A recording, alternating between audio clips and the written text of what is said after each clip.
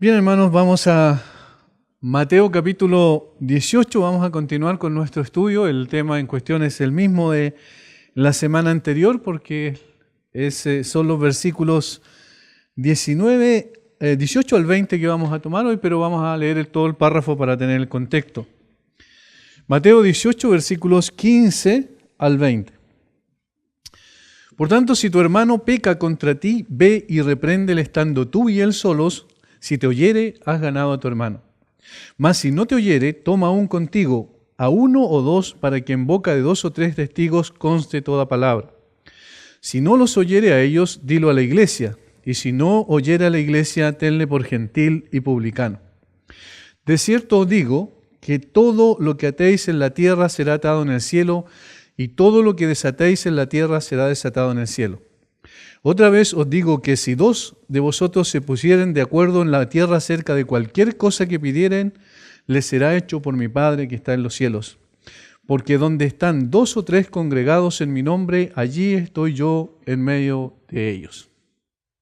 Como mencioné en la semana anterior, vimos los versículos 15 al 17, hoy vamos a ver los 18, del versículo 18 al 20, que termina con el tema de la disciplina. Muchas personas consideran la disciplina como un acto de condenación o de castigo y no un acto de restauración como realmente es. Esa percepción equivocada de considerar la disciplina como un acto de castigo y no un acto de restauración lleva a considerar que no se debe aplicar en la iglesia porque hay que considerar la misericordia como algo necesario. Sin embargo, la disciplina es una necesidad permanente que busca el arrepentimiento del ofensor. Y el buscar el arrepentimiento y la restauración del ofensor es un acto de amor, en lugar de un acto de condenación y de castigo. Por lo mismo, la excomunión, la que aparece ahí en el versículo 17, si no los oyere a ellos, dilo a la iglesia, y si no oyere a la iglesia, tenle por gentil y publicano, es decir, tenle por un inconverso como si nunca hubiese conocido al Señor. Eso es lo que significa el término en cuestión.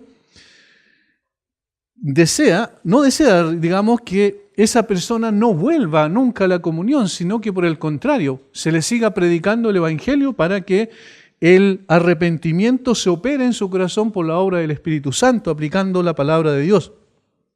Y entonces está buscando llevar al ofensor a meditar y recapacitar en su pecado y los efectos o las consecuencias que este pecado tiene en su propia vida y en la vida también de la congregación.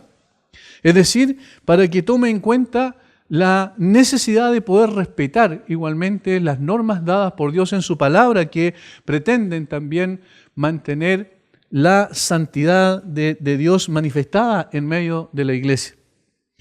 Jesús está dando la autoridad y la responsabilidad a la iglesia, así como las pautas para ejercer la disciplina a la propia iglesia, de tal manera que somos responsables de la aplicación de la disciplina, en caso de ser necesaria, conforme a la regla infalible de las Sagradas Escrituras. Esta disciplina no se aplica por capricho, no se aplica porque a los líderes de la iglesia les pareció que era necesario aplicar, no se aplica porque la iglesia instauró una especie de reglamento interno que violó esa persona, sino que se aplica porque violó o transgredió una norma escritural, evidente, notoria. No por una percepción, simplemente esta persona me parece que está pecando, eso no tiene nada que ver con la disciplina. No se puede establecer una disciplina considerando esa premisa, porque los hombres somos falibles y evidentemente nuestras percepciones también pueden fallar. Aunque la disciplina no sea un concepto muy popular en la iglesia actualmente, y no lo ha sido probablemente nunca, no se puede ni se debe evadir la responsabilidad de ejercerla. Al fin y al cabo daremos cuenta delante del Señor que la estableció y no de los hombres. La iglesia tiene que responder delante del Señor por no aplicar la disciplina, no delante de los hombres. Ojo con esto, que a veces puede ser que alguien piense que para no echarse encima, entre comillas, a la gente, para no tener problemas con la gente, mejor no aplicamos la disciplina. Pero allí está privilegiando su amistad o su relación con las personas antes que su relación con Dios. porque delante de Dios es responsable de aplicarla. Recordemos que no es un invento humano, aquí estamos escuchando las palabras del Señor Jesucristo al respecto, fue establecida por Cristo. La psicología, estamos en un ambiente social donde la psicología enseña a los padres que no deben ejercer disciplina sobre sus hijos, ni reprenderles porque eso daña su autoestima. Recordemos, en el día de hoy hay un proyecto de ley enviado al Congreso que tiene que ver con la infancia, donde se pretende que los padres no ejerzan ningún tipo de disciplina correctiva en sus hijos. De tal manera que este tipo de pensamiento que la psicología ha metido en la sociedad también ha llegado a la iglesia. Por su parte, la sociedad dice a los maestros, a los profesores, que no deben corregir a los alumnos, porque eso también puede causar problemas en ellos. Los gobiernos dictan leyes que quitan la potestad de los padres, como la que acabo de mencionar, a criar a sus hijos en disciplina y amonestación del Señor, tal como lo dice la Escritura en Efesios capítulo 6. Y lamentablemente esta filosofía, este sistema de pensamiento tan nocivo se ha metido a las iglesias, ha permeado a la iglesia como un viento que se mete por cualquier lugar que encuentra, y entonces la gente en las iglesias a veces piensa más psicológicamente que bíblicamente. La gente piensa y aplica estructuras de pensamiento o filosofías de tipo mundano y no la palabra de Dios como debe ser. Por tanto, quieren exigir también que dentro de la iglesia no se aplique la disciplina, porque eso puede llevar a mayores problemas a la gente. Por ejemplo, este texto fuera de contexto que toman del Señor Jesucristo para defenderlo. No juzguéis para que no seáis juzgados. No juzguéis para que no seáis juzgados. Lo toman, ¿cierto?, del mismo Evangelio de Mateo, capítulo 7, versículo 1. No juzguéis para que no seáis juzgados. Entonces dicen, nadie tiene derecho a juzgar a otro, de tal manera que esto es una especie de juicio que no se debe ejercer. Parece ser el verso favorito de muchas personas dentro de la iglesia. Sin embargo, es el mismo contexto donde Jesús enseñó eso, que Él aclara el sentido de esta exhortación. Jesús enseñó junto con ello la necesidad de juzgar en los versos siguientes. De lo contrario, ¿cómo podríamos descubrir a los falsos profetas? Leamos un poquito más adelante en el mismo capítulo 7, cuando ya está terminando el Sermón del Monte y el Señor Jesucristo hace esta aseveración o esta exhortación. No juzguéis para que no seáis juzgados. Luego, versículo 15. Guardaos de los falsos profetas que vienen a vosotros con vestido de ovejas, pero por dentro son lobos rapaces. Por sus frutos los conoceréis. ¿Acaso se recogen uvas de los espinos o higos de los abrojos? Así todo buen árbol da buenos frutos, pero el árbol malo da frutos malos. No puede el buen árbol dar malos frutos, ni el árbol malo dar frutos buenos. Todo árbol que no da buen fruto es cortado y echado en el fuego. Así que por sus frutos los conoceréis. ¿Qué es lo que está diciendo Jesús en esta enseñanza? Que tienen que evaluar y juzgar a los falsos profetas para poder distinguirlos, para poder denunciarlos. O sea que aquí Jesús está diciendo, hagan uso del juicio respecto a estas personas, a estos maestros o a estos profetas, que en realidad la evidencia de saber que son realmente falsos profetas van a ser sus propios frutos. Pero ¿qué tengo que ejercer yo ahí? El discernimiento. Y eso es un juicio.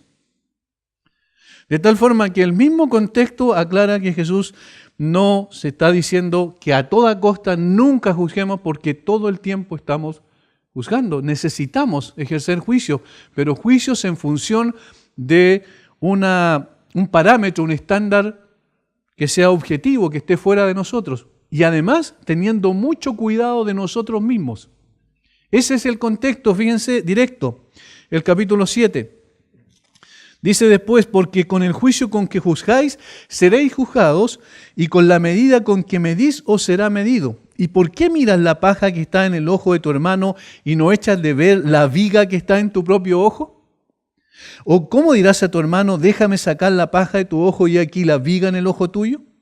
Hipócrita, saca primero la viga de tu propio ojo y entonces verás bien para sacar la paja del ojo de tu hermano. Noten lo que está enseñando Jesús allí. Está diciendo que ese juicio apresurado, sin primeramente fijarte en ti mismo, notar tu propio pecado, ese es el que está condenando. Pero noten que dice que una vez que saques la viga de tu ojo, es decir, que trates con tu propio pecado, ¿qué dice? ¿Que no juzguemos entonces? No, miren lo que continúa diciendo el versículo 5.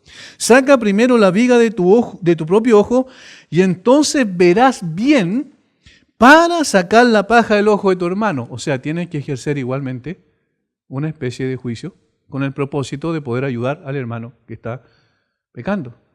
De tal manera que esta famosa frase, no juzguéis para que no seáis juzgados, es simplemente un resquicio que la gente busca para que no se aplique la disciplina o para pretender que la disciplina no se tiene que aplicar. Recordemos que los primeros creyentes eran conscientes de la necesidad de preocuparse por la conducta de los suyos, especialmente los líderes, particularmente el apóstol Pablo. Por ejemplo, Pablo dice que la conducta sexual insana era percibida por los líderes, por Pablo en ese sentido, de la iglesia como un cáncer que amenazaba la salud de toda la iglesia. Primera de Corintios capítulo 5, ese es uno de los textos más evidentes donde se aplica la disciplina de la iglesia. Primera de Corintios capítulo 5, ¿cuál era el problema? Una conducta sexual impropia que transgredía claramente la norma de Dios. De cierto se oye que hay entre vosotros fornicación y tal fornicación, cual ni aún se nombra entre los gentiles, tanto que alguno tiene la mujer de su padre, y vosotros estáis envanecidos. ¿No debierais más bien haberos lamentado para que fuese quitado de en medio de vosotros el que cometió tal acción? Ciertamente yo, como ausente en cuerpo, pero presente en espíritu, ya como presente he juzgado al que tal cosa ha hecho. En el nombre de nuestro Señor Jesucristo, reuníos vosotros y mi espíritu con el poder de nuestro Señor Jesucristo. El tal se ha entregado a Satanás para destrucción de la carne a fin de que el espíritu sea salvo en el día del Señor Jesús. Eso es disciplina. El apóstol Pablo está diciendo que la conducta sexual impropia que transgrede una ley, la norma de Dios objetiva y veraz, necesita ser aplicada para la disciplina. De tal manera que en los primeros creyentes, en la iglesia primitiva, se aplicaba la disciplina.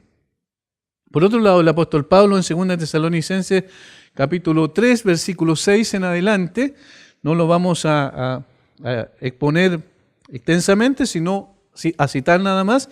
Pablo dice ahí que el vivir a expensa de otros sin trabajar también era considerada como una conducta impropia de un creyente y en consecuencia también merecía una disciplina. Dice, el que no trabaje, no coma. Punto. Es bastante fuerte. O sea, aquellos que quieren vivir a expensas de otro están pecando contra el Señor. Hay una transgresión de la norma y entonces requiere también la aplicación de la disciplina. ¿Entienden cómo en la iglesia primitiva sí se aplicaba? ¿Era necesario? Nosotros vimos la otra vez por qué era necesario, porque obviamente todavía somos pecadores, todavía luchamos con el pecado y el Señor necesita mantener a su iglesia también pura. Recuerden cuál es el propósito de la iglesia, que Él nos escogió antes de la fundación del mundo para presentarnos a sí misma una iglesia pura, a Dios, sin mancha ni arruga. Ese es el propósito. De tal manera que en ese sentido avanzamos a través también de la aplicación de la disciplina. Por tanto, la disciplina usada correctamente es una excelente herramienta para guiar, formar y edificar la vida individual y congregacional y salvaguardar el testimonio de Cristo en una generación maligna y perversa, como Pablo le dice a los filipenses. Ninguno de nosotros andaría tranquilamente, sin preocupación, por calles y carreteras que no sean organizadas de acuerdo a una ley, como la ley de tránsito. Qué difícil sería, ¿verdad? Si tomamos un vehículo y salimos y no hubiese ninguna ley, habría un caos total. Nadie saldría tranquilo, ni manejaría, ¿cierto?, su vehículo con tranquilidad o andaría en la calle caminando con tranquilidad, porque evidentemente eso sería un riesgo muy grande. Por otro lado, tampoco viviríamos tranquilos en una sociedad que no tuviese leyes que castiguen la violencia, por ejemplo, y el robo. No podríamos vivir tranquilos en una sociedad así. De la misma manera en que la disciplina es necesaria en la sociedad y en el hogar también lo es en la iglesia. Eso es una cosa de sentido común. Incluso aunque la excomunión, o sea, el considerar a una persona, como dice el verso 17, como gentil y publicano, como un inconverso, no cumple con el propósito de que el ofensor a la ley de Dios se arrepienta, de todas maneras, es decir, esta disciplina, el ejercicio de la misma, va a permitir que la iglesia muestre a la comunidad que toma muy en serio la palabra de Dios y la honra de Jesucristo. ¿Qué estoy diciendo con eso? Que la percepción de la gente de afuera va a ser, esta gente no solo dice, no solo enseña eso, sino que vive eso. Y cuando hay una transgresión, ellos aplican la disciplina correspondiente. ¿Me entienden? La percepción de la gente hacia la iglesia va a ser totalmente distinta a la comunidad donde la iglesia está. Sin disciplina para tratar con la inmoralidad y la herejía, por ejemplo, la iglesia compromete el testimonio de Cristo. Y ese es el problema mayor. La iglesia compromete el testimonio de Cristo.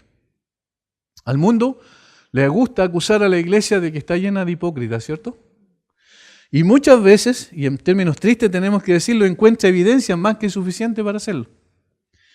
No son pocos los casos que hemos conocido en el tiempo que avergonzarían hasta un incrédulo por la mala conducta de miembros de una iglesia. Una iglesia que no disciplina está en peligro de que la infección se masifique y ponga en peligro a toda la iglesia. Alguien escribió, muy sabiamente, la disciplina de la iglesia es como el bisturí de un cirujano que corta el tejido enfermo para que el tejido sano pueda vivir. El proceso es doloroso y costoso, pero no debemos olvidar que la alternativa a ello es la muerte. Cuando alguien tiene un tumor que corre el peligro de propagarse, lo mejor que se puede hacer es una cirugía para quitar ese tumor, ¿verdad? Porque si no lo hacemos, corremos el riesgo de que se propague y finalmente termine con la muerte de la persona. También en el caso de la iglesia. Hasta ahora hemos visto que la disciplina es necesaria porque aún luchamos con el pecado, recordemos eso, y no siempre somos vencedores. Si todos fuéramos ángeles, la disciplina no sería necesaria, dijo alguien. Pero no somos ángeles. También hemos estudiado los 3 pasos, recuerden que el Señor Jesús nos enseña en este texto, que debemos dar cuando se trata de una ofensa entre creyentes. Primero hablar con Él personalmente en privado, luego llevar a 2 o 3 personas como testigos a la conversación, si es que la persona no se arrepiente, reconoce su pecado y se aparta. Y en tercer lugar, si no es así, lo lleva a la iglesia en general. Y si no se arrepiente al llevarlo y al confrontar su pecado delante de la iglesia, entonces se debe aplicar la disciplina de la excomunión, como dice aquí el versículo 17. Hoy veremos 2 cosas muy importantes respecto al mismo tema, a la disciplina, terminando con lo que Jesús está diciendo aquí. En primer lugar, vamos a ver la autoridad que tiene la iglesia para disciplinar. La autoridad que tiene la iglesia para disciplinar. Y en segundo lugar, la dirección que debe buscar la iglesia para aplicar la disciplina. Es decir, necesita la guía, necesita la dirección de Dios para aplicar adecuadamente la disciplina. Vamos a lo primero entonces, versículo 18. De cierto os digo que todo lo que atéis en la tierra será atado en el cielo, y todo lo que desatéis en la tierra será desatado en el cielo. Ese versículo es un poco difícil, ¿cierto? Si lo vemos a simple vista, pero necesitamos ahí ir a Mateo capítulo 16, versículo 19, para que podamos ver que no es la primera vez que el Señor Jesucristo se expresó así. Después de que, en el contexto del capítulo 16, versículos 13 al 18, después de que Pedro dice, tú eres el Cristo, el Hijo del Dios viviente, lo identifica a Jesús realmente como el que él era, como el Mesías, el Señor le dice varias cosas a Pedro, y una de las cosas que le dice está en el versículo 19. A ti te daré las llaves del reino de los cielos, y todo lo que atares en la tierra será atado en los cielos, y todo lo que desatares en la tierra será desatado en los cielos. Ahí está por primera vez la frase, o las frases. Ahora, aquí en el capítulo 16 lo dice a Pedro personalmente, se implica el resto, pero se lo dice directamente a Pedro, pero aquí en el versículo 18 se lo dice a todos los discípulos. De cierto os digo que todo lo que atéis en la tierra será atado en el cielo, y todo lo que desatéis en la tierra será desatado en el cielo. Quizá una de las excusas que más se escuchan para no aplicar la disciplina es que es esta: el que esté libre de pecado, que tire la primera piedra. Como nadie está libre de pecado, entonces nadie tira la primera piedra. Y entonces no se juzga y se deja pasar todo. Esa es una excusa absolutamente infantil. Porque ningún hombre o grupo de hombres, dicen ellos, me puede juzgar porque ninguno está libre de pecado. ¿Y eso qué implica entonces? Que la iglesia tampoco puede hacerlo. Parece muy lógica este tipo de pensamiento, sin embargo no tiene mucho fundamento en las Escrituras, porque simplemente saca de contexto un versículo otra vez para defenderse, para tratar de justificar muchas veces el pecado. ¿Por qué? Porque fue el mismo Señor el que le entregó la autoridad a la iglesia para ejercer la disciplina. ¿Dónde está eso? Aquí, en el versículo 18. Notemos que el contexto es la disciplina, y el versículo 18 dice: de cierto os digo que todo lo que atéis en la tierra, se lo está diciendo a todos los discípulos y en consideración a toda la iglesia. Todo lo que la iglesia ate en la tierra será atado en el cielo, y todo lo que la iglesia desate en la tierra será desatado en el cielo. Ese es el sentido del versículo. Ahora, veámoslo de una forma más detallada, desmenucémoslo un poco para poder llegar mejor al verdadero sentido del texto. Notemos algunas cosas al acercarnos a este verso. En primer lugar, Jesús no dio a la iglesia la autoridad de legislar. Ojo con eso. Es decir, en el sentido de crear leyes, estatutos y decretos para someter a sus miembros arbitrariamente. Jesús nunca le dio esa autoridad a la iglesia. ¿Por qué no? Porque la ley ya está dada. Y no es la ley del hombre, ni el decreto del hombre, sino la ley de Dios.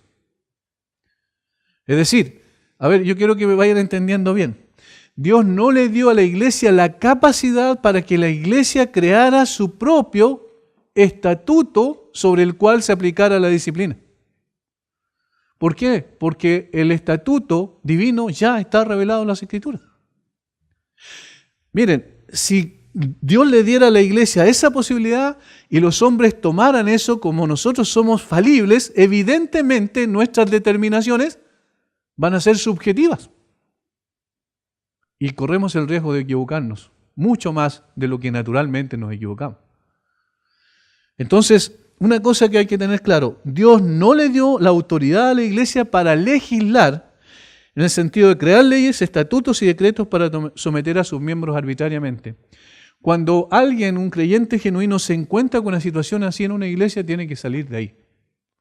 ¿Por qué? Porque ahí lo quieren someter en función de leyes humanas establecidas por personas falibles y no de acuerdo a la palabra de Dios muchas veces. Recordemos el contexto. La autorización que Dios da a la iglesia en este caso es el de juzgar o disciplinar a un cristiano que ha pecado y no se arrepiente. Ese es el contexto. Pero no de acuerdo a una ley particular o hecha por hombres, sino una ley revelada en su palabra. ¿Cómo alguien puede venir y decir: ¿saben qué? Yo creo que tal persona merece disciplina? ¿Y en función de qué dice esto? ¿Porque me miró mal? ¿Porque no me saludó? ¿Porque yo lo encuentro orgulloso? ¿Porque yo creo que eso no sirve de nada? Tiene que ir con la palabra de Dios y decir: hay una transgresión clara de lo que la Escritura dice. Y yo fui a hablar con él previamente y no quiso reconocerlo. Y fui con 2 o 3 personas y no quiso reconocerlo. Y por eso yo quiero darlo a conocer a toda la iglesia. ¿Entienden la diferencia? No es el capricho de uno o de un grupo de hombres, sino que es una violación o una transgresión a la norma. La iglesia no fue llamada a legislar, sino a aplicar algo que Dios ya estableció. Como alguien escribió sabiamente, la iglesia no decide si algo es pecado o no. Ojo con eso, la iglesia no decide eso. Dios ya lo decidió en su palabra. La iglesia no decide si el cristiano debe o no hacer cierta cosa. Dios ya lo decidió en su palabra. La iglesia no tiene autoridad para atar leyes que ella misma ha inventado ni desatar leyes que Dios ha establecido. Repito esta última frase. La iglesia no tiene autoridad para atar leyes que ella misma ha inventado, que la misma iglesia ha inventado, ni desatar leyes que Dios ha establecido. Es decir, no puede ablandar la norma de Dios ni pasarla por alto. Eso es lo que estaban haciendo los corintios, Y por eso el apóstol Pablo dice que acaso no les daba vergüenza la manera en que estaban actuando. Dice, no son capaces de juzgarse ustedes mismos, dice el apóstol Pablo. ¿Cómo puede ser eso? Eso es una vergüenza. Dice, ¿no saben que un poco de levadura leuda toda la masa? Está hablando del pecado y cómo va a contaminar a toda la iglesia. Esa era una ley de Dios y ellos no la estaban aplicando. Entonces la iglesia no tiene la autoridad de decir, esto lo aplicamos, esto no lo aplicamos. No, toda la revelación de Dios, toda la norma de Dios se debe aplicar. Pero al mismo tiempo no se debe crear leyes sobre eso, no se debe crear normas sobre eso, porque obviamente la iglesia es falible por estar constituida por seres humanos. En este sentido, la iglesia no tiene ninguna autoridad, es decir, de crear leyes o de pasar por alto las leyes de Dios, porque el único que tiene toda la autoridad es el Señor Jesucristo y lo ejerce a través de su palabra y la obra de su Espíritu Santo en la iglesia. En segundo lugar, lo que la iglesia tiene es la autoridad de enseñar a sus miembros que acaten los mandamientos del Señor. Esa autoridad la tiene. De enseñar a sus miembros que acaten los mandamientos del Señor por medio de la enseñanza, la predicación, la exhortación y la confrontación de la palabra de Dios. Es decir, eso es lo que la Biblia nos manda a nosotros que podamos, como dijo el apóstol Pablo, que él podía irse tranquilo de Éfeso, al hablar a los ancianos de Éfeso en Mileto, le dice que él puede irse tranquilo porque él no dejó de enseñar todo el consejo de Dios. De tal manera que eso sí tiene que hacer la iglesia. Y la iglesia tiene esa autoridad de enseñar, porque la Biblia se la da.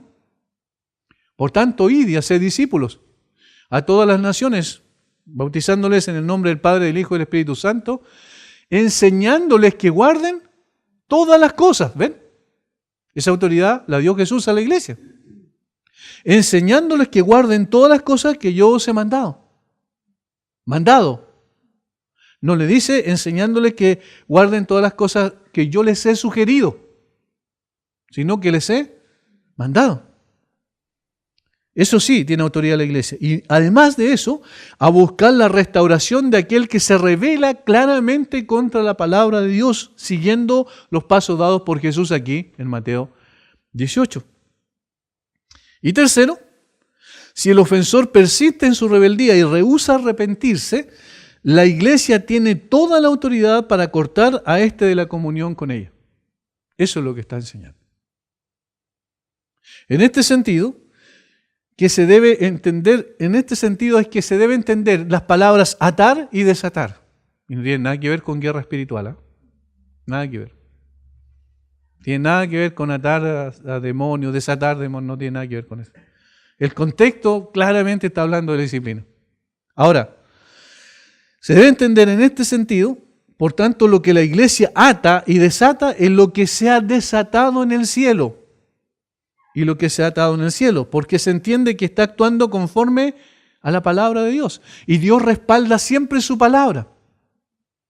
De tal manera, cuando alguien transgrede la norma, y es evidente esto, entonces lo que la iglesia está haciendo, al confrontar a una persona y tratar de llevarla al arrepentimiento, a la restauración, recuerden que ese es el propósito primario de la disciplina, la persona está aplicando la palabra de Dios. Y entonces obviamente va a tener la venia de Dios. Por tanto, una disciplina aplicada conforme al único estándar que es la palabra de Dios, tiene la aprobación de Dios. Porque transgredir claramente la voluntad de Dios es pecar contra ¿quién? Contra Dios. Contra ti solo he pecado y he hecho lo malo delante de tus ojos. De tal manera que entonces transgredir la norma de Dios es pecar contra Dios. Eso es una de las cosas que muchas veces el creyente no entiende. No es primeramente el pecado contra una iglesia o un grupo de personas o una denominación. Es en pecado directo contra Dios porque es su palabra la que fue violada.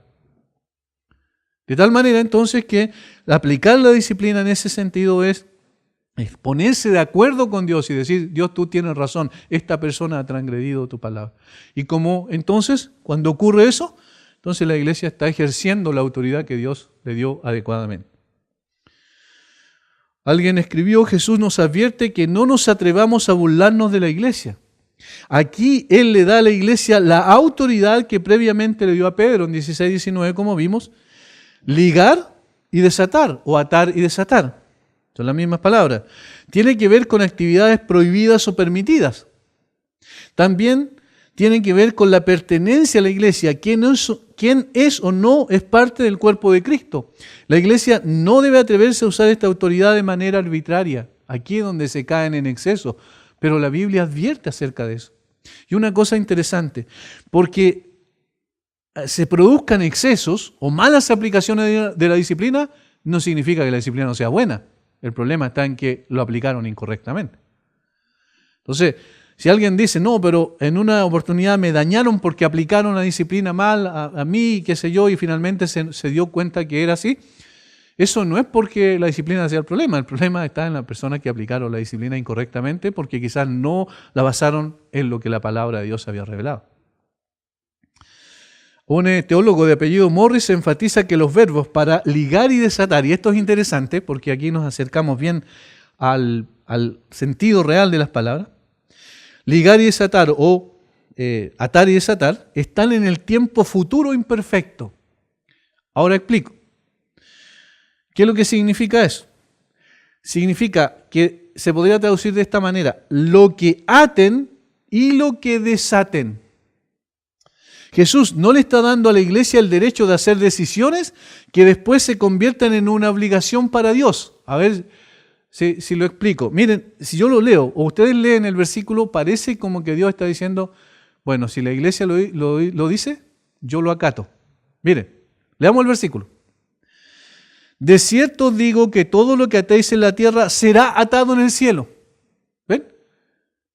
Como dice, si la iglesia toma una decisión respecto a prohibir algo aquí en la tierra, entonces Dios dice, perfecto, yo también lo acato. Como si Dios estuviese obligado a cumplir lo que los hombres aquí determinamos en la tierra. Pero en realidad los verbos, tal cual como se deben traducir, están diciendo lo contrario, que en el fondo lo que la iglesia hace es simplemente estar de acuerdo con lo que Dios ya hizo en el cielo. ¿Entienden? A ver, voy a explicar un poquito más. Está diciendo que cuando la iglesia responde a la guía de Dios, llegará a las decisiones que ya se han hecho en los cielos. ¿Entienden?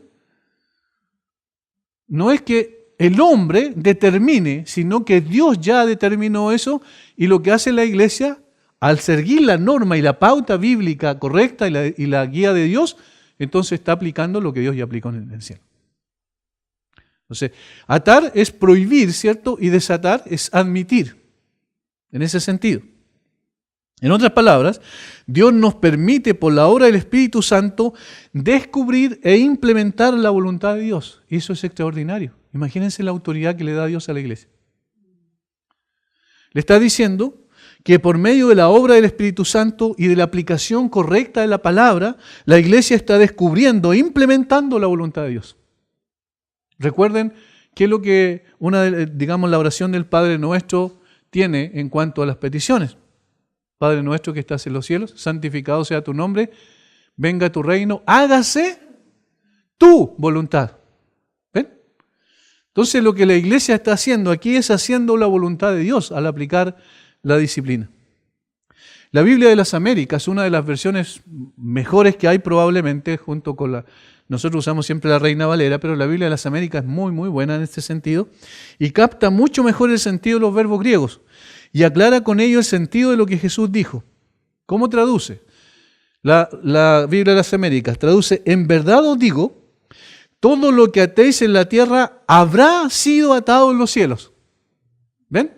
¿Ven que aclara mucho más? Todo lo que atéis en la tierra habrá sido atado en los cielos y todo lo que desatéis en la tierra habrá sido desatado en los cielos. Así lo traduce Mateo 18:18. Esto señala que la iglesia en tal caso, al tener a tal hermano por gentil y publicano, versículo 17, estará actuando de acuerdo con lo que Dios ya habrá hecho en los cielos. Si el hermano rebelde se arrepiente, sus pecados serán desatados en el cielo y en la iglesia, porque Dios así lo ha decidido. ¿Lo notan? No sé si me siguen en el desarrollo de esto. Si el hermano rebelde no se arrepiente, sus pecados serán atados en el cielo y en la iglesia, porque Dios así ya lo ha decidido.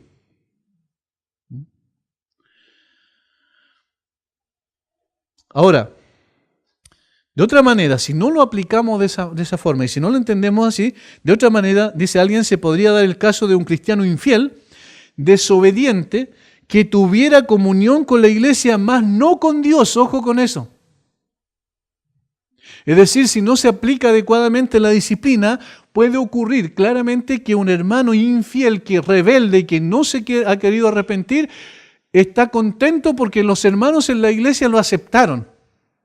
Y participa de la comunión de la iglesia, pero no tiene comunión con Dios. Y eso es una contradicción. Porque tener comunión con Dios es tener comunión con la iglesia. Sin embargo, miren el concepto humanista que se mete aquí entre medio cuando ocurre eso. No, pero tenemos que aplicar el amor con el hermano. Tenemos que ser misericordiosos y llegamos a ser más misericordiosos que Dios. No, pero es que no podemos aplicar la disciplina porque el hermano se va a ir, el hermano no le va a gustar, el hermano se va a enojar. Si el hermano hace eso es porque probablemente, como dice aquí el texto, es un gentil y publicano.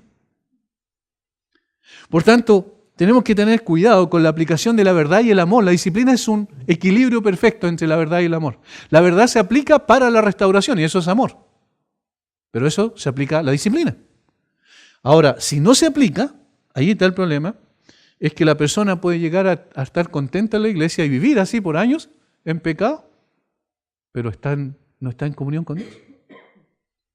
Y probablemente una persona que no tiene ningún sentimiento de culpa por el pecado que ha cometido y que incluso puede celebrar su pecado abiertamente, esa persona con mucha certeza nunca ha sido un creyente. Entonces el resto de la iglesia, imagínense, por amistad, por un concepto antropocéntrico, es decir, por colocar al hombre en el centro y no Dios y su voluntad en el centro, está contribuyendo a que ese hermano se vaya al infierno. O sea, que esa persona se vaya al infierno porque nunca ha sido hermano. En cambio, al tratarle como gentil y publicano, es decir, al ejercer la disciplina y dejarlo fuera de la comunión de la iglesia, esa persona, si es un verdadero creyente, va a recapacitar. Y va a llegar un momento donde va a decir, como David, contra ti solo he pecado y he hecho lo malo delante de tus ojos. Y entonces la iglesia tiene que recibirlo otra vez a la comunión, pero después de un genuino arrepentimiento. Por otro lado, se puede dar que la iglesia, el inverso, es decir, que el caso sea de un cristiano fiel que tuviera comunión con Dios, pero que ha sido rechazado por la iglesia porque la iglesia aplicó mal la disciplina. ¿Entienden? Los dos casos se pueden dar. Por eso, la iglesia tiene total autoridad cuando aplica la Escritura correctamente y con amor y con el propósito de restaurar. Pero pierde su autoridad cuando se aparta de la Biblia y empiezan a crear sus propios reglamentos y estatutos para aplicarlo a una persona y decir que esa persona está en pecado cuando probablemente nunca ha transgredido la palabra de Dios. ¿Entienden el peligro que hay en los dos casos? Su autoridad, la autoridad de la iglesia, se limita a disciplinar a aquellos cristianos que pecan y no se arrepienten. Allí está limitado a eso. A disciplinar a aquellos cristianos que pecan y no se arrepienten. O aparentes cristianos, porque la verdad es que, como dijo un profesor en una ocasión, cuando llegamos al instituto bíblico, estábamos en primero y nosotros entusiasmados, felices por estar en el instituto bíblico, y el profesor dice, a mí nadie puede darme a entender que ustedes son creyentes genuinamente. Y nosotros nos enojamos, no nos gustó lo que dijo el profe. Pero tiene razón, porque el único que conoce el corazón es el Señor. Y evidentemente los frutos van mostrando efectivamente quién es quién. Y por eso, cuando una persona peca deliberadamente y se rebela y no quiere ninguna disciplina, dicen esto no tiene ninguna autoridad sobre mí, esa persona está rebelándose en contra de Dios y su palabra. Por eso, necesitamos, como dice el apóstol Pablo, examinarnos a nosotros mismos si estamos en la fe. Todo el tiempo es bueno hacerse ese examen. No es que yo anduve 10 años con el Señor y yo hice todas estas cosas. Bueno, eso no tiene ninguna importancia. Lo que importa es qué es lo que está pasando hoy contigo. Estás andando con el Señor, estás teniendo comunión con Él, tienes una relación genuina con Dios por medio de la oración. Todos los días estás llevando a los pies de Cristo tu vida antes de poder tomar decisiones. Estás andando en la verdad de acuerdo a lo que la palabra de Dios dice. Todas esas cosas son preguntas que nosotros debemos hacernos a nosotros mismos para evaluar nuestra vida. Y también ampliar eso y decir si la iglesia está actuando adecuadamente como la Biblia lo ha establecido. Por tanto, cuando la iglesia disciplina, debe cerciorarse muy bien que hay una clara transgresión de la norma divina y que el creyente ha rehusado una y otra vez arrepentirse. De esta manera, sus decisiones tienen la autoridad dada por Dios cuando se actúa de esta manera. El caso de Corinto, por ejemplo, es significativo y descriptivo de esta aplicación disciplinaria. En tal caso, el apóstol Pablo, inspirado y guiado por el Espíritu Santo, dice que la iglesia tiene toda la autoridad para juzgar los actos de indisciplina. Yo quiero que leamos nuevamente ese texto para poder ver cómo Pablo afirma esto. Miren, versículos 4. En el nombre de nuestro Señor Jesucristo, reunidos vosotros, ¿quién? La iglesia, ¿cierto? En el nombre de Jesús. 1 Corintios 5, versículo 4. 1 Corintios 5, versículo 4. En el nombre de nuestro Señor Jesucristo, reunidos vosotros y mi espíritu con el poder de nuestro Señor Jesucristo. Miren, nuevamente, vamos a verlo con tranquilidad el versículo. En el nombre de nuestro Señor Jesucristo, ¿por qué? Porque es bajo su autoridad que se ejerce. Reunidos vosotros y mi espíritu, dice Pablo, es decir, la iglesia, con el poder de nuestro Señor Jesucristo. Y eso implica también la autoridad. Ahora, versículo 5. El tal, aquí está el ejercicio de la disciplina propiamente tal. El tal sea entregado a Satanás para destrucción de la carne, a fin de que el espíritu sea salvo en el día del Señor Jesús. O sea, ahí está la aplicación de la disciplina. Es fuerte, ¿no? Es fuerte. Ahora, versículo 12. Aquí está, Pablo está muy enojado con la iglesia y por la actitud tolerante de la iglesia. Miren versículo 12. Porque ¿qué razón tendría yo para juzgar a los que están fuera? ¿No juzgáis vosotros a los que están dentro? ¿Ven cuál fue el pecado de la iglesia? No disciplinar. Y versículo 13. Porque a los que están fuera, Dios juzgará. Quitad pues a ese perverso de entre vosotros. ¿Ven lo que está diciendo Pablo? Y dice que Él les mandó previamente, en los versículos 6 en adelante, le dice que Él les mandó que no se juntaran con ningún fornicario, idólatra, malviviente y todo esto. Mencionó varios pecados o pecadores allí. Y Pablo dice, y no les digo que no se junten con los fornicarios, con los adúlteros del mundo, porque en tal caso tendrían que salir del mundo, sino con el que llamándose hermano, dice Pablo, hace esto. ¿Entienden la diferencia? O sea, Pablo está diciendo, no juzguen a los de fuera, si los de fuera están juzgados por el Señor. Juzguen ustedes a los de dentro. Apliquen la disciplina a los suyos, porque eso es lo que el Señor nos mandó a hacer, porque la iglesia tiene la autoridad de Dios para ejercer esa disciplina.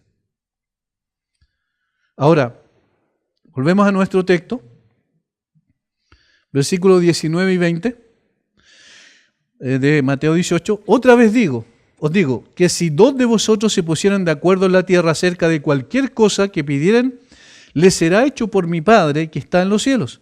Porque donde están 2 o 3 congregados en mi nombre, allí estoy yo en medio de ellos. Esto complementa lo anterior. ¿En qué sentido? Primero vimos, ¿cierto?, que la iglesia tiene la autoridad de Dios para ejercer la disciplina. Lo segundo es que la dirección que debe buscar la iglesia, en realidad que la iglesia debe buscar la dirección de Dios para aplicar la disciplina. La iglesia debe buscar la dirección de Dios para aplicar la disciplina. ¿Por qué? Porque hemos de reconocer que no somos perfectos y que nuestros juicios a veces pueden estar equivocados, aun cuando consideremos la palabra de Dios, pero podemos ejercerla de una manera incorrecta. ¿Qué necesitamos para ello? Necesitamos a Dios, que Él nos dirija. Existe una hermosa concordancia, fíjense en los versículos 18 y 19. Notemos la repetición de algunas cosas. De cierto os digo que todo lo que atéis en la tierra será atado en el cielo, y todo lo que desatéis en la tierra será desatado en el cielo. Otra vez os digo que si dos de vosotros se pusieren de acuerdo en la tierra acerca de cualquier cosa que pidieren, les será hecho por mi Padre que está en los cielos. ¿Notan la repetición? En la tierra, en el cielo. En la tierra, en el cielo. Si ustedes toman una decisión aquí conforme a la voluntad de Dios, eso es la decisión que se tomó en el cielo, como iglesia. Ahora, en el versículo 19 está diciendo, si ustedes se ponen de acuerdo aquí en la tierra para elevar su oración a Dios en los cielos, Dios responderá desde los cielos. Entonces hay una relación entre el versículo 18 y 19. Lo que nos da un poco de luz para interpretar el versículo 19 en el mismo tenor o tema del verso 18 respecto a la disciplina de la iglesia. O sea que está hablando, relacionando lo anterior con lo que a continuación dice. El versículo 19 y 20 se trata de la oración. ¿Lo notaron?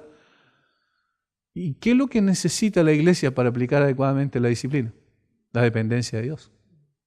¿Y cómo se busca, además de la palabra de Dios? A través de la oración. El comentarista William Hendrickson explica, en línea con el texto precedente, el armonioso pedir a que se refiere el versículo 19, aunque abarca un extenso territorio, porque dice, cualquier cosa que pidieran, o sea, habla de la disciplina, pero abarca más allá de la disciplina. Sin embargo, la primera implicancia es hacia la disciplina. Dice, está relacionado especialmente con la oración que pide sabiduría. Ahí está el término clave. Que pide sabiduría. Nosotros podemos juzgar con mucha fuerza algo y con mucha, ¿cómo diríamos? Ser muy fuertes en la aplicación de la disciplina como tal, cuando no debimos serlo. Entonces, ¿qué necesitamos? Necesitamos la sabiduría de Dios. O puede suceder que fuimos demasiado tolerantes con la aplicación cuando deberíamos ser más fuertes. Cualquiera de esas dos cosas, necesariamente necesitamos la dirección de Dios. ¿Qué es lo que es la oración? En todos los casos, la oración es una dependencia de Dios. Sabemos que no somos suficientes en nosotros mismos. Sabemos que somos débiles y necesitamos la sabiduría de Dios, porque nuestra sabiduría todavía es muy pequeña. Si alguien tiene falta de sabiduría, dice Santiago, pídala a Dios. Y en estos casos es donde más se debe pedir la sabiduría. Por eso, William Hendrickson continúa, dice, está relacionado especialmente con la oración que pide sabiduría para actuar en asuntos de disciplina. ¿Ven? Esa es la aplicación primaria del texto. Hermanos, una cosa que necesitamos aprender siempre, el contexto muestra la primera correcta interpretación del texto.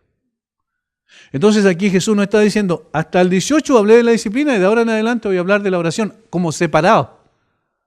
Sino que Jesús está diciendo la oración es parte de la necesaria sabiduría, de pedir la necesaria sabiduría a Dios para aplicar la disciplina. Eso es lo que nos está diciendo. Se da la seguridad, continúa Hendrickson, de que aun cuando en cierto lugar la comunión de creyentes esté formada por solo dos personas, aún estos dos, cuando están de acuerdo entre sí, pueden definitivamente contar con la dirección que acaban de pedir. O sea, no se necesita una gran cantidad de personas. Si dos personas se ponen de acuerdo respecto a pedir sabiduría, a darse cuenta que necesitan esa sabiduría en principio para aplicar correctamente una disciplina, Dios va a responder. Ahora, es interesante que en el griego, la palabra de acuerdo, cuando dice, si dos de vosotros se pusieran de acuerdo en la tierra, es muy interesante porque significa literalmente sintonizar o armonizar. De allí, de esa palabra, de la palabra griega, viene nuestra palabra armonía. Jesús quiere que nos complementemos los unos a los otros como una orquesta. Como una orquesta. Yo no sé mucho de música, pero en realidad no sé nada de música. Pero lo que sí es obvio y todos conocemos es que cuando una orquesta suena bien es cuando todos los instrumentos están afinados. y cuando están todos tocando la tonalidad correcta, ¿cierto? Eso todo lo podemos saber. Ese es el sentido de esta palabra. Es una metáfora tomada del número de instrumentos, dice un teólogo de apellido Clark. Es una metáfora tomada del número de instrumentos musicales colocados en el mismo tono y tocando la misma melodía. Aquí significa un acuerdo perfecto en los corazones, deseos, anhelos y voces de dos o más personas orando a Dios. O sea, cuando están en la misma sintonía. Ocurre que cuando nos juntamos dos o tres o más, o cuando nos juntamos en una oración congregacional, puede que a más de alguno esté con su corazón en otro lado, ¿cierto? Bueno, el punto acá es que estos dos o tres, la palabra ponerse de acuerdo implica que están en la misma sintonía, tienen el mismo corazón, tienen el mismo anhelo, el mismo deseo. Imagínense, eso es lo que ocurre muchas veces cuando se debe aplicar la disciplina, porque aplicar la disciplina es algo doloroso. Entonces, ¿qué se necesita? Se necesita que estén de acuerdo, que eleven la misma oración, tenga el mismo propósito su oración. Por eso tienen que estar en la misma armonía, en la misma sintonía. Ahora alguien puede decir, bueno, cuando ocurre eso, Dios siempre va a responder conforme a lo que estos hermanos pidan. Pero no es lo que dice el texto bíblico. Porque la oración que está en donde dos se ponen de acuerdo y que están rogando para que el Señor les dé sabiduría, el Señor va a dar sabiduría en todos los casos para la petición cuando se trata de aplicar adecuadamente la disciplina, porque el Señor quiere que eso se ejerza en su iglesia. Pero no significa que cuando dos se ponen de acuerdo y estén en la misma sintonía para pedir cualquier cosa, esto se va a dar, porque ahí hay una aplicación equivocada del texto. Por ejemplo, alguien dice, con esto del Evangelio de la Prosperidad, ¿cierto? Alguien, me acuerdo en una vez, me contó una persona que le dijeron a una niña, ve y recorre Villarrica y la casa que más te guste, esa, declárala y el Señor te la va a dar. Si tú estás de acuerdo, si en tu corazón estás de acuerdo, Dios va a estar de acuerdo contigo. No tiene nada que ver con lo que dice el texto bíblico ni con la enseñanza bíblica. Esa es una aberración. Porque aquí el mismo contexto está hablando de pedir sabiduría para la disciplina y además está diciendo, porque lo está ampliando, dice, acerca de cualquier cosa que pidieren, está hablando de cualquier cosa que pidiéremos conforme a la voluntad de Dios. Que el Salmo 37 dice, deleítate a sí mismo en Jehová, y Él te concederá las peticiones de tu corazón. Pero ¿qué es lo que viene antes? Deleítate a sí mismo en Jehová. Y entonces si te deleitas en Dios realmente, tu corazón va a estar de acuerdo a la voluntad de Dios. Y Él te concederá las peticiones de tu corazón. ¿Entienden la relación que existe? Por tanto, no es a todo evento. Y recordemos otra vez, la aplicación primaria es respecto a la disciplina. De tal manera que la oración es un medio, un instrumento usado por Dios para dirigir a los creyentes en una iglesia con el fin, según el contexto, de tomar la mejor decisión de aplicar adecuada y correctamente la disciplina. Jesús promete que Él estará en medio de ellos, versículo 20, porque donde están dos o tres congregados en mi nombre, allí yo estoy en medio de ellos. Jesús está diciendo, mi autoridad está allí, mi persona está allí. Y entonces tienen que actuar de acuerdo a mi voluntad. Los mismos judíos tenían un dicho. Decían, donde se sientan dos para ocuparse en el estudio de la ley, la gloria de Dios está entre ellos. Donde se juntan dos para ocuparse en el estudio de la ley, decían los rabinos, la gloria de Dios está entre ellos. Y ese es el sentido de probablemente los primeros receptores del Evangelio entendieron en forma mucho más clara porque eran judíos. Recuerden que Mateo escribe principalmente y en primera instancia a los judíos. Y ellos al escuchar esto de Jesús entendieron a qué se estaba refiriendo, porque conocían la ley y conocían los dichos rabínicos también. Por tanto, el primer sentido de lo dicho por Jesús es aplicable al tema que venía tratando, la disciplina. Sin embargo, bien puede ser aplicado también a las oraciones en general de aquellos cuyos corazones, sintonizan con el cielo. Cuando el corazón del creyente sintoniza con el cielo, entonces las respuestas a las oraciones van a ser también consecuentes. Por tanto, Jesús concedió autoridad a la iglesia para aplicar correctamente la disciplina, de tal manera que la iglesia tiene la responsabilidad de ejercerla, pero con sabiduría, previa constatación objetiva de una transgresión a la norma de Dios que está revelada claramente en su palabra, y pidiendo la dirección del Señor por medio de la oración, porque de esa manera reconoce su sometimiento a la voluntad de Dios. Reconoce también su incapacidad de no poder juzgar adecuadamente algo si no es por la guía y la dirección de Dios. Pero la iglesia nunca tiene que evadir la responsabilidad. ¿Le dio el Señor la autoridad? Le dio la autoridad. Tiene que ejercerla, pero tiene que ejercerla bajo los parámetros que Dios ha establecido y bajo la dirección que Dios ha entregado. La oración entonces es la búsqueda de sabiduría, es el anhelo del corazón de los creyentes en la iglesia para no aplicar incorrectamente la disciplina, sino para ejercerla en una forma adecuada para que produzca los frutos que el Señor siempre ha querido que produzca. Dicha disciplina, recordemos una cosa, siempre debe buscar la restauración del ofensor y también mantener sana a la iglesia. Las dos cosas van de la mano. Ahora, ¿quién va a producir el arrepentimiento? No somos nosotros. Todo lo que nosotros hagamos no puede producir arrepentimiento porque esa es una obra de Dios en el corazón de la persona. Pero nosotros tenemos que dar los pasos correspondientes. Una aplicación o una ilustración fácil de entender. El hecho de que nosotros le digamos a nuestros hijos lo que tienen que hacer no necesariamente va a cambiar el corazón de ellos.